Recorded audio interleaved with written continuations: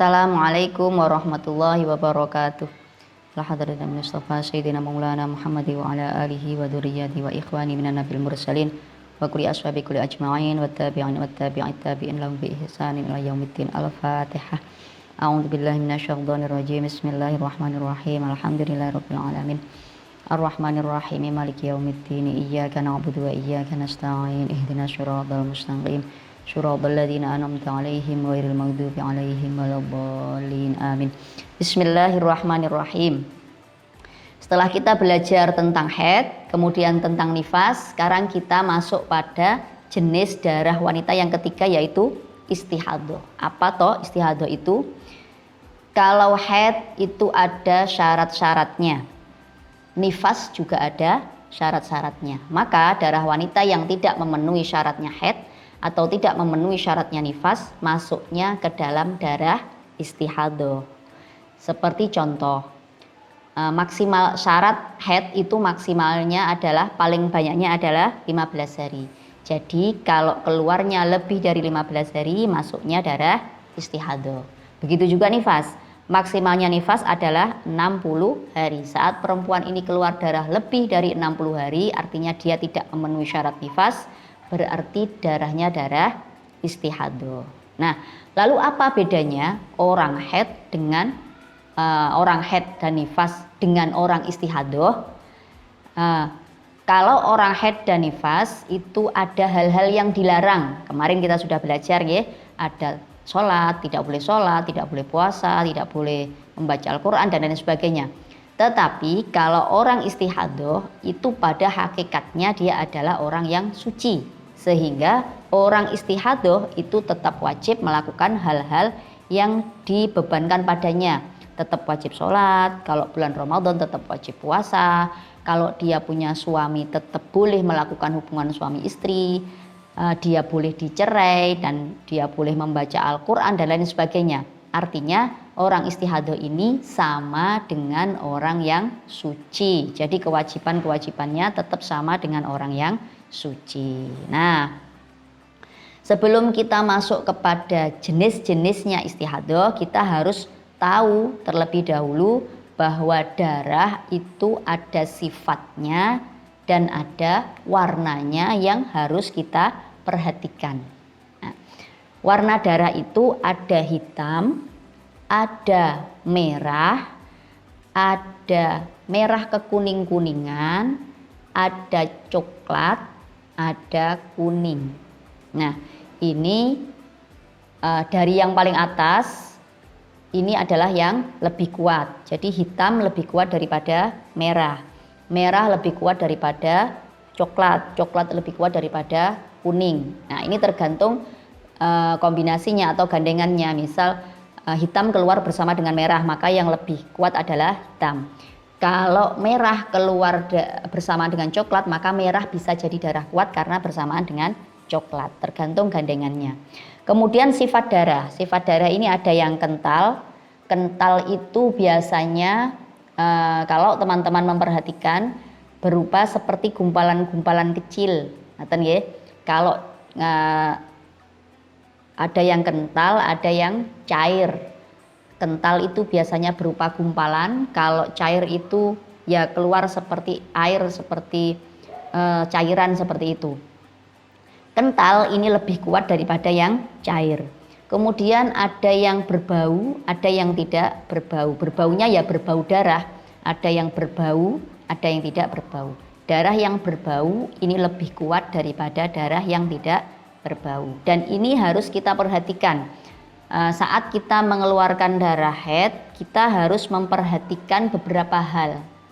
Jangan lupa untuk disiplin mencatat, sehingga kalau kita mengalami istihadah, kita tidak akan kesulitan untuk menghukumi mana yang haid, mana yang istihadah, mana hari-hari yang kita tidak boleh sholat, mana hari-hari yang kita tetap wajib sholat. Jadi saat teman-teman itu mengalami haid, jangan lupa untuk mencatat hari, tanggal, kemudian jam keluarnya berapa, kemudian warna darah atau sifat darahnya bagaimana. Jadi disiplinlah dalam mencatat. Misal hari ini Rabu, tanggal berapa? Februari 2022, jam berapa darah itu keluar, warnanya apa? Warnanya merah misalnya. Kalau nanti malam ada perubahan, nanti malam ternyata dicek warnanya jadi coklat, tulis jam 8 malam, coklat.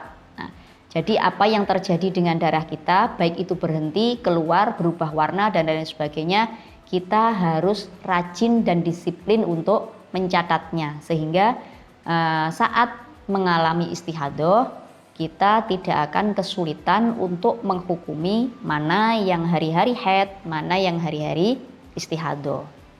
Kemudian istihadah ini ada 7 macam. Yang 7 macam ini nanti kalau kita kategorikan lagi, kita ringkas lagi, ada 3. Yang pertama, mubtadi'ah atau mu'tadah. Mubtadi'ah itu adalah perempuan yang belum pernah haid, baru pertama kali haid, kemudian dia mengalami istihadah. Jadi dia kalau pertama kali haid, kalau mubtadi'ah artinya dia belum mempunyai siklus atau belum mempunyai adat. Dia mubtadi'ah atau mu'tadah. Kalau mu'tadah itu orang yang sudah pernah haid, sehingga biasanya dia punya siklus atau punya daur, punya adat. Oh, haidnya 7 hari misalnya ya.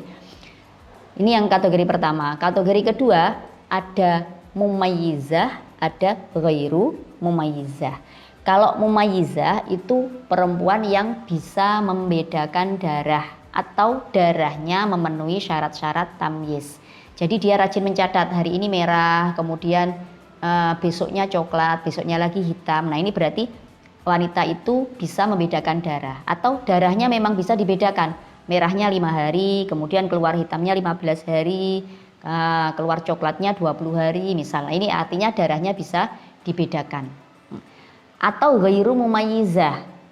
Ghairu mumayyizah itu wanita yang tidak bisa membedakan darah. Mungkin karena dia tidak mencatat, dia tidak mengamati perubahan warna darahnya. Atau ghairu mumayyizah bisa juga terjadi kalau darahnya itu memang tidak memenuhi syarat tamyiz. Contohnya, dia keluar darah coklat, warna coklat atau warna merah secara terus-menerus sampai lebih dari 15 hari, 20 hari keluar darah merah terus atau coklat terus. Nah, seperti ini tidak memenuhi syarat tamyiz, maka dia masuk kategori ghairu mumayyizah. Atau darahnya selang-seling, merah, coklat, merah, coklat, merah, coklat, dan seterusnya. Seperti itu keluar terus sampai lebih dari 15 hari, maka dia juga tidak memenuhi syarat-syarat mumayyizah. Ini masuknya kategori wanita yang ghairu mumayyizah. Kemudian yang ketiga adalah perempuan yang ingat dan tidak ingat. Ada perempuan yang sudah pernah haid dan dia rajin mencatat sehingga dia ingat adatnya. Dia tahu kebiasaannya dia haid berapa hari. Nah, ini akan lebih mudah untuk menentukan mana hari-hari haid dan mana hari-hari istihadah. Ada juga perempuan yang tidak ingat.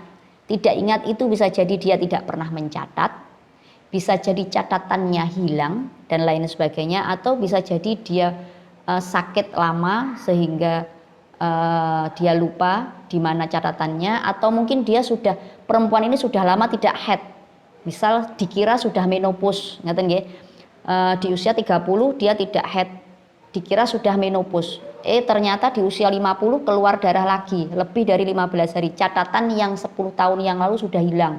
Ini juga masuk orang-orang yang tidak ingat tadi. Jadi ada kalanya perempuan itu mubtadi'ah atau mu'tadah.